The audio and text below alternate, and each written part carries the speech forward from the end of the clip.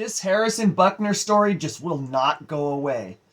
I'm Mickey Bew, and this is the Mickey Bew Report. So if you haven't seen the full clip that's got everybody in an uproar, here it is. For the ladies present today, congratulations on an amazing accomplishment.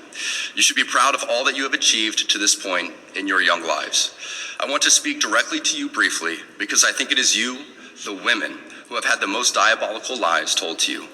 How many of you are sitting here now about to cross this stage and are thinking about all the promotions and titles you are going to get in your career?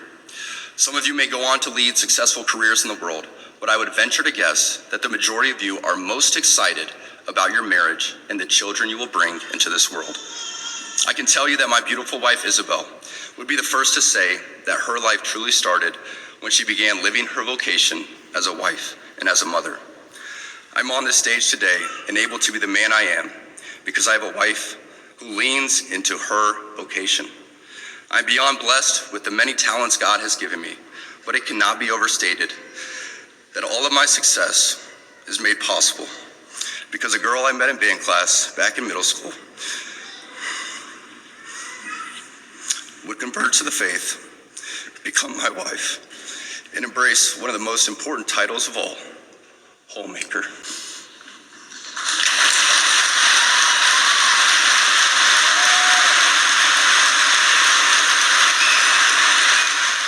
So after watching that part of the speech, you may be saying to yourself, so what is wrong with what he said?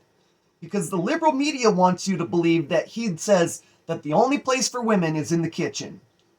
When he literally says that some of you will go on to have careers while some of you will be homemakers. And there's nothing wrong with either one of those. Try talking to a mom that had the opportunity to stay home and raise her kids. And I promise you, more often than not, that mother will tell you how grateful she was to have that time with her kids. Because they grow up fast. Let's also not forget how much credit he gives to his wife. For his career and the man he is today, he gives her all the credit for that. What an asshole. And for all you people attacking Harrison, you're not just attacking Harrison, you're attacking his wife and telling her that stay-at-home mom is not a job.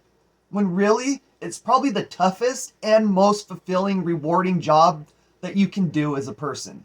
And if you take notice, most of the people that are attacking Harrison are in their mid-30s or 40s, single, no children. So they have no idea what the hell they're talking about. As a matter of fact, they're probably attacking him because of how sad they are in their own lives. And let's not forget the ovation that Harrison got at the end of that section of his speech either. And as far as the attackers go, there's the lonely, and then there's this wacko. Hey Harrison, you know, we have several things in common. First and foremost, until a few months ago, we were both employed by the Kansas City Chiefs. I cheered you on for 6 years straight. And with that, I would assume we went to the same PR training. But since all of that obviously left your brain when you went to go give that speech, I thought I'd be a good coworker. Share my notes. Let's get started. These are big. Biggest takeaway is you now represent $1 billion organization. You are no longer just Harrison Butker. You are now Harrison Butker, who plays for the Kansas City Chiefs. And anything you say or do that doesn't align with that brand, scissoring just like the lesbians you hated in that video, will be grounds for termination. Not entirely sure if that last part is gonna apply to you, but I guess we'll find out.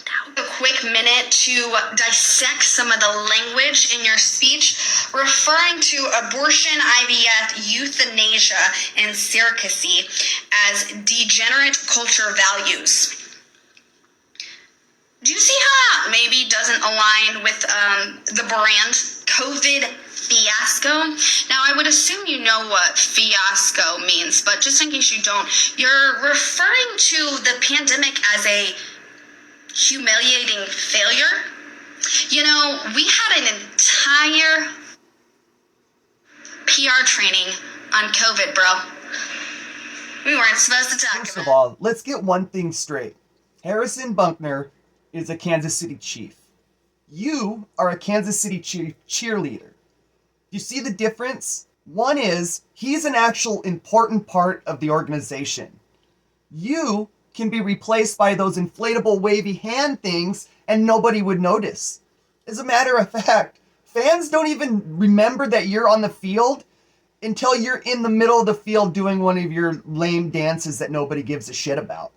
Second, did you notice that she also appears to be single?